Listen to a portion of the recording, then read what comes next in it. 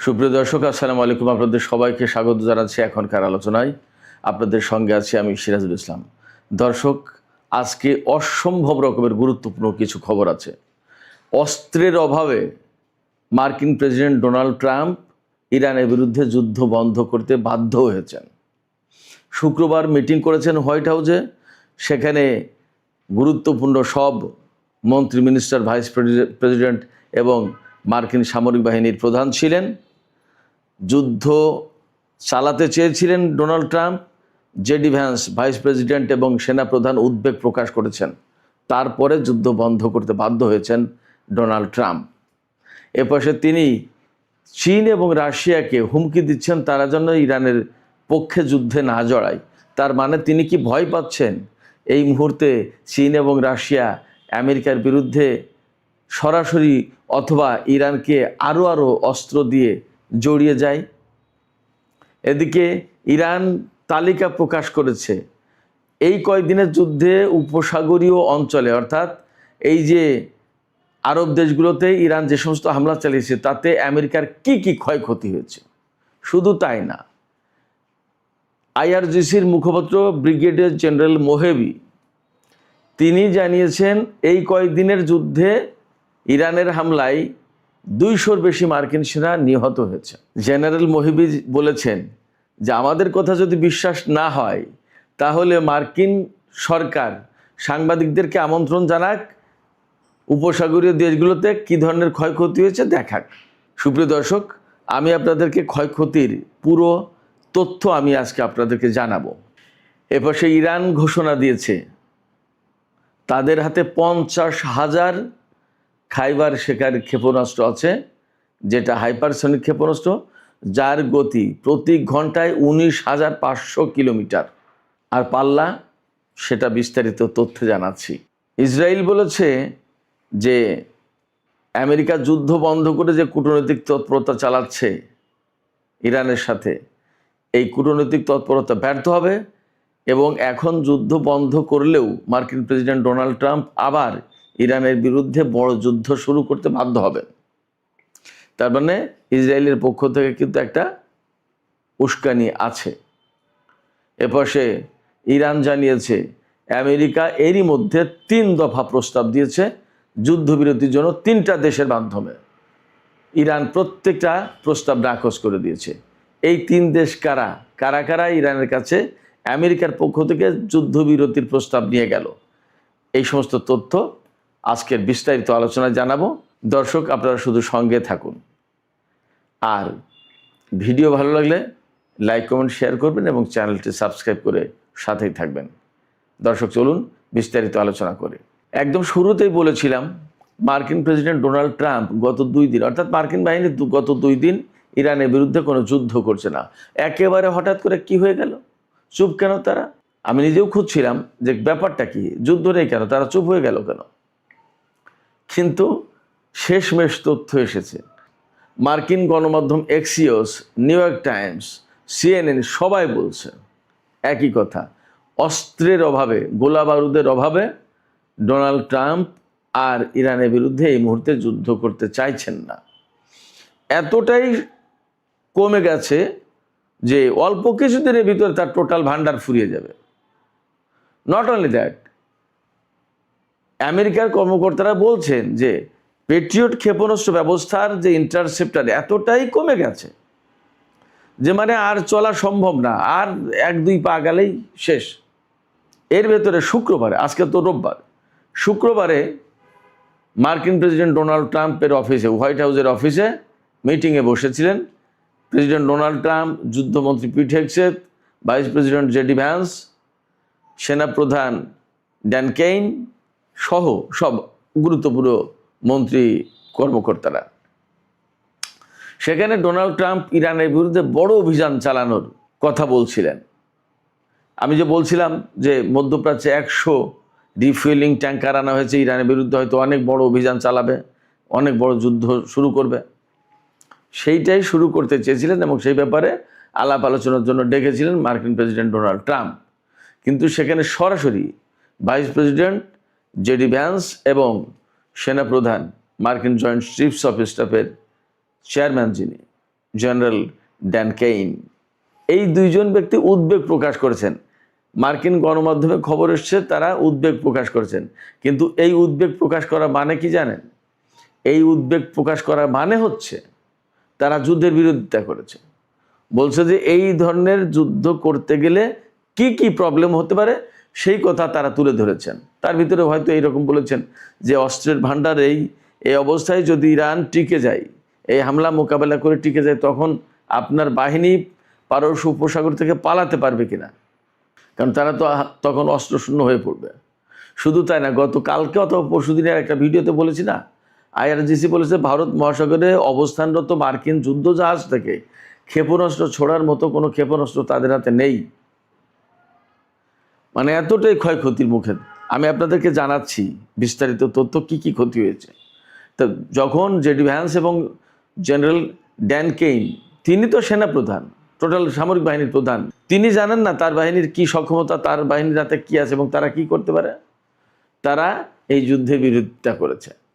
বিরোধিতার মুখে সেই বড় অভিযানের সিদ্ধান্ত অফ রাখা হয়েছে, আচ্ছা ঠিক আছে থাক। এর ভিতরে ডোনাল্ড ট্রাম্প কূটনীতির জন্য 3 দেশের মাধ্যমে ইরানের কাছে প্রস্তাব দিয়েছে যে যুদ্ধবিরতি করা হোক, কিন্তু ইরান সরাসরি নাকচ করেছে, কোনো যুদ্ধবিরতি আমেরিকার সাথে এখন আর হবে না। কোন কোন দেশ এই যুদ্ধবিরতির প্রস্তাব নিয়ে গেছে আমি বলছি, তার আগে আরেকটু বলি। এই যে যুদ্ধবিরতির প্রস্তাবের জন্য কূটনৈতিক তৎপরতা চালাচ্ছে ডোনাল্ড ট্রাম্প, পাশাপাশি বড় যুদ্ধের হুমকি দিচ্ছে, আবার শুক্রবারে ইরানের বিরুদ্ধে হামলা বন্ধ রাখলো। শুক্র শনি 2 দিন বন্ধ, এই 2 দিন হামলা হয়নি, যুদ্ধ বন্ধ রেখেছে। এর ভিতরে রাশিয়া এবং চীনকে ডোনাল্ড ট্রাম্প হুমকি দিচ্ছেন যে এই 2 দেশ যদি ইরানের পক্ষে যুদ্ধে জড়ায় তাহলে কিন্তু তাদের খুব খারাপ অবস্থা হবে। এটা এটা এটা খুব হাস্যকর ব্যাপার না? একাই ইরানকেই তো মোকাবেলা করতে পারছে না, চীন রাশিয়াকে কি হুমকি দিচ্ছে? এটা কি এক ধরনের বালখিল্যপনা না? এটা কি কোনো যৌক্তিক কথা? যাই হোক, এই যে হুমকি দিচ্ছে, এই হুমকি দেওয়ার মানে হচ্ছে হুমকি দিয়ে দূরে দূরে রাখার চেষ্টা করছে। কিন্তু দুনিয়ার মানুষ তো সবাই ডোনাল্ড ট্রাম্পের মতো এরকম মোটা বুদ্ধির লোক না। কিছু লোক তো আছে চিকন বুদ্ধির, যারা ডোনাল্ড ট্রাম্পের এই পলিটিক্স, এই কৌশল বোঝে না। তো আবার হতে পারে যে সত্যি সত্যি সে ডোনাল্ড ট্রাম্প ভয় পাচ্ছে যে যদি চীন এবং রাশিয়া এই মুহূর্তে জড়ায় যায় তাহলে আমার উপায় কি? ইরানকেই তো সামাল দেওয়া যাচ্ছে না, সেক্ষেত্রে চীন রাশিয়া জড়ালে উপায় কি? তার চেয়ে বড় কথা যে চীন রাশিয়াকে মোকাবেলা করার মতো তো কোনো অস্ত্রই নেই। তাহলে এই জায়গায় একটা কথা আমি বলে রাখি, ইউক্রেন এবং রাশিয়ার যে সিচুয়েশন চলছে তাতে এখন ইউক্রেন খুব বিপদে পড়ে যাবে মনে হচ্ছে, মোটামুটি বোঝা যাচ্ছে। আর এই যে ইসরায়েল বললো না যে ডোনাল্ড ট্রাম্প যদিও যুদ্ধ বন্ধ রেখেছে একতরফা, এবং তিনি কূটনৈতিক তৎপরতা চালাচ্ছে ইরানের সাথে একটা যুদ্ধবিরতি করা যায় কিনা। ইসরায়েলের টাইমস অফ ইসরায়েলে খবর এসছে, ইসরায়েল সরকার এভাবে ভাবছে যে আমরা শিওর ডোনাল্ড ট্রাম্প এখানে ব্যর্থ হবে, তার মানে ইরান এই যুদ্ধবিরতির প্রস্তাব মানবে না, তার মানে ডোনাল্ড ট্রাম্পকে তখন আবার যুদ্ধ করতে হবে। এটা কিন্তু ডোনাল্ড ট্রাম্পের সামনে একটা বিকল্প পথ দেখিয়ে দেওয়ার চেষ্টা, কৌশলে ইসরায়েলের এটা একটা কৌশল।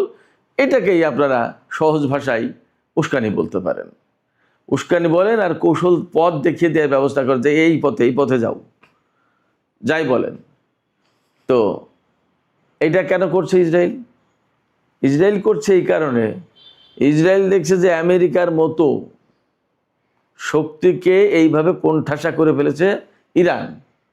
আমেরিকা যদি এখান থেকে যুদ্ধ না করে পিছিয়ে যাও মানে কি, তাহলে মধ্যপ্রাচ্যে এই ঘাঁটিগুলো নির্মাণ করতে পারবে না, এই ঘাঁটিতে সেনা থাকতে পারবে না এবং থাকার কোনো পরিস্থিতি থাকবে না। ইরান মধ্যপ্রাচ্যের শক্তিশালী মহাপরাক্রমশালী দেশ হিসেবেই এখানে টিকে থেকে মাথা উঁচু করে দাঁড়াবে এবং সে চলাফেরা করবে।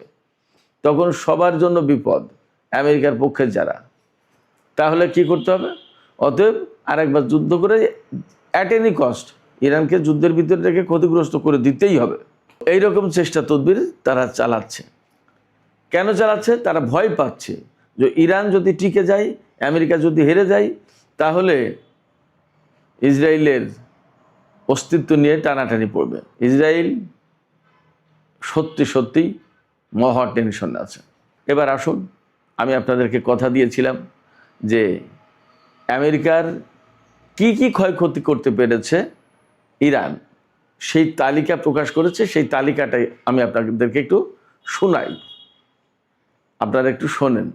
তবে তার আগে একটু বলে রাখি, ইরানের আইআরজিসির যে মুখপাত্র ব্রিগেডিয়ার জেনারেল হোসেন মোহেবি, তিনি আরও দুটো তথ্য জানিয়েছেন। একটা তথ্য হচ্ছে যে এই গত যে 13 দিনের যে যুদ্ধটা হলো, এই ইসলামাবাদ সমঝোতা স্মারক সই হওয়ার পরে যে যুদ্ধটা লাগলো, ডোনাল্ড ট্রাম্প তুরস্কে এসে ঘোষণা দিলেন যে ডিল ইজ ওভার, এরপর থেকে এই 13 দিনের যুদ্ধে আমেরিকার 200-র বেশি সেনা নিহত হয়েছে, জেনারেল মোহেবি বলছেন, দাবি করেছেন।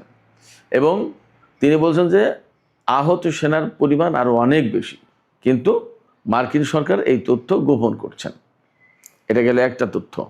আরেকটা হচ্ছে ইরানের হাতে 50,000 খাইবার শেখান ক্ষেপণাস্ত্র রয়েছে, যার পাল্লা হচ্ছে 2450, অর্থাৎ 2450 কিলোমিটার দূরে গিয়ে আঘাত হানতে পারে। এই ক্ষেপণাস্ত্র দিয়ে ইউক্রেনে আঘাত আনা সম্ভব। যাই হোক, তো ইরানের হাতে 50,000 খাইবার শেখান ক্ষেপণাস্ত্র আছে, হাইপারসনিক ক্ষেপণাস্ত্র।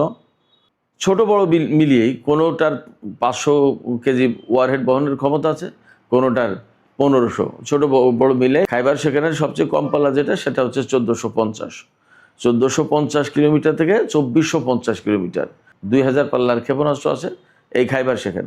অর্থাৎ এই খাইবার শেখানের ভেরিয়েন্ট আছে কয়েক রকমের, এবং এদের গতি, সর্বোচ্চ গতি হচ্ছে প্রতি ঘন্টায় 19,500 কিলোমিটার যেতে পারে। তার মানে ইরান থেকে ইসরায়েলে যেতে কয়েক মিনিটের ব্যাপার।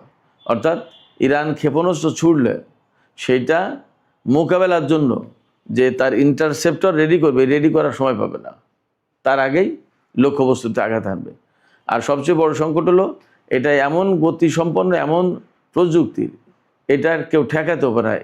আমেরিকা, ইসরায়েল কারোর হাতে এই প্রযুক্তি নেই। সেক্ষেত্রে এই যে ইরানের হাতে ক্ষেপণাস্ত্রের যে মজুদ, এই মজুদই কিন্তু শত্রুদের জন্য একটা বিশাল ভয়, আতঙ্কের কারণ। শুধু এখানেই শেষ না। আমি যে গত কয়েকদিন বলেছি, হয়তো আপনাদের কেউ কেউ বিশ্বাস করেছেন, কেউ কেউ বিশ্বাস করেননি, যে মধ্যপ্রাচ্যে মার্কিন ঘাঁটিগুলো একদম তছনছ হয়ে গেছে। আমি অনেক বলেছি, অমুক ঘাঁটি নষ্ট হয়েছে, অমুক ঘাঁটি নষ্ট হয়েছে, এতগুলো হ্যাঙ্গার হলো, এই বিমান গেল, এই সমস্ত টুকটাক করে দিনে কম বেশি বলেছি। আজকে সমস্ত তথ্য এসেছে। তো তার আগে আমি আরেকটা তথ্য জানাই। ওই যে বলছিলাম যে আমেরিকা 3টি দেশের মাধ্যমে ইরানের কাছে যুদ্ধবিরতির প্রস্তাব দিয়েছে এই কয়দিনের ভেতরে, কিন্তু ইরান সবগুলো নাকচ করে দিয়েছে। সেই 3টি দেশ হচ্ছে ইরাক, কাতার এবং পাকিস্তান। এই 3 দেশের মাধ্যমে ইরানের কাছে যুদ্ধবিরতির প্রস্তাব দেওয়া হয়েছিল। এই তথ্য জানিয়েছেন ইরানের জাতীয় সংসদের স্পিকার বাকের কলিবাফ। তিনি জানান যে এই যুদ্ধবিরতির প্রস্তাব সবগুলো নাকচ করে দেওয়া হয়েছে। ইরান এখন আর যুদ্ধবিরতির কথা ভাবছে না, এই কারণে যে ডোনাল্ড ট্রাম্পকে বিশ্বাস করা যায় না, তিনি চুক্তি রাখেন না, রাখবেন না। আবার আমাদের সাথে যুদ্ধবিরতিতে 10 দিনের যুদ্ধবিরতিতে আসবেন, তার মানে তিনি আরেকটু গুছিয়ে নেবেন, এবং গুছিয়ে নেওয়ার মানেই হচ্ছে আমাদের সাথে আবার যুদ্ধ করবেন। তো যুদ্ধই যখন করতে হবে, তাহলে একদম বিরতিহীনভাবেই যুদ্ধ করে এর একটা এসপার করি। এইবার আসুন, আমি সেই তথ্যগুলো জানাই আমেরিকার এই মধ্যপ্রাচ্য অঞ্চলে কি কি ক্ষয়ক্ষতি হয়েছে সেই তথ্য। অনেক বড় লিস্ট, 1টা 2টা 5টা 10টা না, বহু।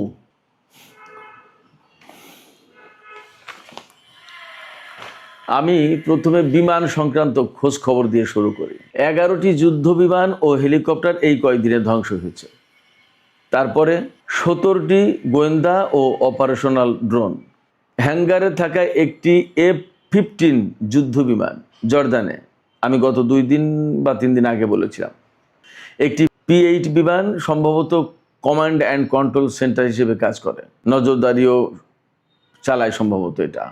8টি রিফুয়েলিং ট্যাঙ্কার, 8টি, 1টা 2টো না, আমি বলেছিলাম এর আগে।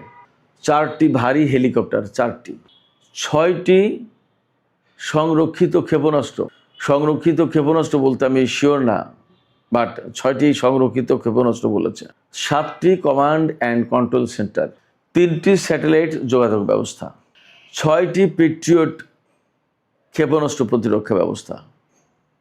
এই পেট্রিয়ট কিন্তু শুধুমাত্র ক্ষেপণাস্ত্র না, ড্রোন, বিমান, সমস্ত সব কিছুকেই প্রতিরক্ষা অর্থাৎ ধ্বংস করতে পারে। 3টি আকাশ ও সমুদ্র নজরদারি এবং মনিটরিং রেডার, 8টি প্রাথমিক শনাক্তকরণ ও সতর্কীকরণ রেডার সিস্টেম, 7টি এয়ার মিসাইল ডিফেন্স সিস্টেমের রেডার, 3টি ইপিএস রেডার সিস্টেম, 5টি দীর্ঘ পাল্লার রেডার, অর্থাৎ এই রেডার দিয়ে সম্ভবত 5000 কিলোমিটার দূরের লক্ষ্যবস্তুও শনাক্ত করা যায়, কোথায় কি হচ্ছে না হচ্ছে সমস্ত সবকিছু দেখা যায়।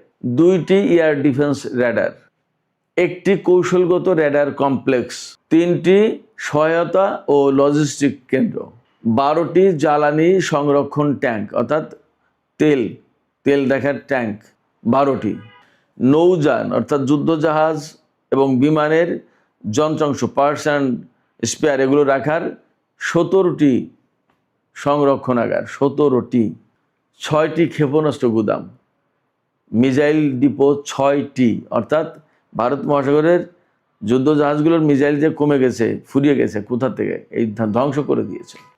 6টি MQ-9 রিপার ড্রোনের হ্যাঙ্গার, 1টি F-15 যুদ্ধ বিমানের প্রস্তুতি শেড, অর্থাৎ যে শেডের নিচেই বিমান রেখে তাকে যুদ্ধের জন্য রেডি করা হয়, 1টি ড্রোন শেড, ড্রোনের হ্যাঙ্গার, যেখানে 8টি ব্র্যান্ড নিউ ড্রোন ছিল, সব শুদ্ধ ধ্বংস, 2টি কমান্ড সেন্টার, 1টি বিমানবাহী রণতরীর জ্বালানি সরবরাহের প্ল্যাটফর্ম, অর্থাৎ বিমানবাহী রণতরীতে জ্বালানি সরবরাহ করতে হবে এইরকম একটা প্ল্যাটফর্ম ধ্বংস করে দিয়েছে, 1টি P-8 বিমানের হ্যাঙ্গার, 4টি হাইমার্স ক্ষেপণাস্ত্র প্ল্যাটফর্ম ধ্বংস হয়েছে, 5টি যুদ্ধ বিমানের হ্যাঙ্গার, আগে বলেছি ক্ষেপণাস্ত্র হ্যাঙ্গার, 4টি পেট্রিয়ট ক্ষেপণাস্ত্র প্রতিরক্ষা ব্যবস্থা, 4টি পেট্রিয়ট ক্ষেপণাস্ত্র প্রতিরক্ষা ব্যবস্থার কমপ্লেক্স, 6টি ক্ষেপণাস্ত্র লঞ্চার প্ল্যাটফর্ম, 1টি জ্বালানি পাম্পিং স্টেশন, 2টি সিগন্যাল যোগাযোগ কেন্দ্র, 1টি গোয়েন্দা ডেটা সেন্টার, 1টি AI সেন্টার যেটা বাহরাইনে ছিল, অ্যামাজনের যে ডেটা সেন্টার এটা ধ্বংস হয়ে গেছে, 1টি রিমোট কন্ট্রোলড নৌযান সংরক্ষণ কেন্দ্র, অর্থাৎ এই নৌযান রিমোট কন্ট্রোলের মাধ্যমে কন্ট্রোল করা যায়, এইরকম একটা সংরক্ষণ কেন্দ্র ধ্বংস হয়ে গেছে, 4টি যুদ্ধ বিমানের হ্যাঙ্গার ধ্বংস হয়েছে, 6টি বিমান উড্ডয়ন এবং পার্কিং র্যাম্প এই মোটামুটি ধ্বংস হয়েছে। তাহলে ইরাক, কুয়েত, বাহরাইন, কাতার, সংযুক্ত আরব আমিরাত, সৌদি আরব এবং জর্দানের আমেরিকার আসলে বাকি আছে কি?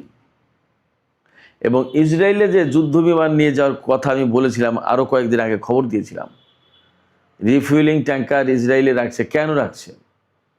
আগেই বলেছিলাম যে হয় মধ্যপ্রাচ্যের ঘাঁটিগুলোতে রাখার মতো অবস্থা নেই, ওখানে নিয়ে গেছে, নিতে বাধ্য হয়েছে, অথবা ইরানের উপরে ব্যাপক হামলা চালাবে, তাই দুটোই সত্য। মধ্যপ্রাচ্যের ঘাঁটিগুলো তো ধ্বংস, এখানে রাখার মতো জায়গা নেই, এটা একটা ব্যাপার। আর একটা ব্যাপার, ইরানের বিরুদ্ধে তারা মরণ কামড় দিতে চায়, যে এত যুদ্ধ করেও পারছি না, একবার শেষ করে দেবে ইরানকে, এইভাবে দিতে চাই। কিন্তু আসলে মার্কিন প্রশাসন যতই যায় কিছু করুক না কেন, তারা ইরানকে পরাজিত করতে পারবে না।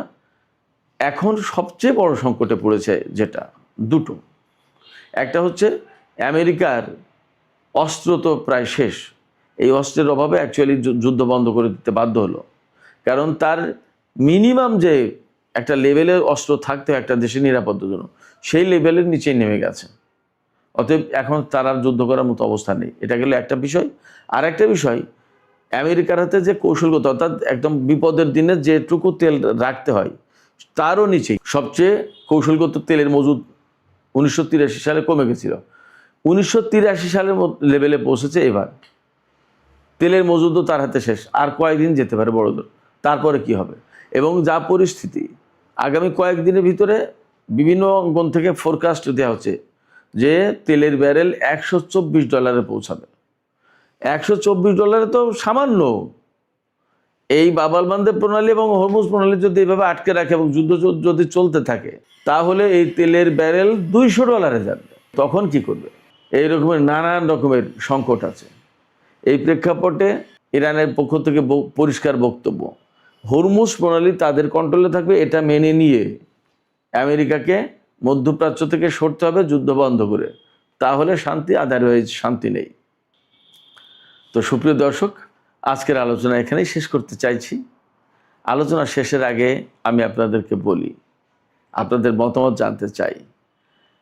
এই যে আমেরিকা যুদ্ধবিরতি বন্ধ করতে বাধ্য হয়েছে, এটা কি কৌশলগত কারণে নাকি অস্ত্র শেষ হয়ে যাচ্ছে বিপদ সামনে সেই জন্য? কৌশলগত কারণ বলতে বোঝাচ্ছি যে ইরানের উপরে অনেক বড় ধরনের হামলা চালাবে, তার একটা প্রস্তুতি নিচ্ছে। আসলে কোনটা? আপনাদের মতামত জানিয়ে কমেন্টে লিখতে পারেন। আর ভিডিও ভালো লাগলে লাইক, কমেন্ট, শেয়ার করুন এবং চ্যানেলটি সাবস্ক্রাইব করে সাথেই থাকবেন। দর্শক, এখনকার আলোচনা এখানেই শেষ করছি। আপনারা সবাই অনেক অনেক ভালো থাকুন। ইনশাল্লাহ দেখা হবে আবার রাতের ভিডিওতে। সবাইকে অনেক শুভকামনা জানিয়ে এখনকার মতো শেষ করছি। আল্লাহ হাফেজ।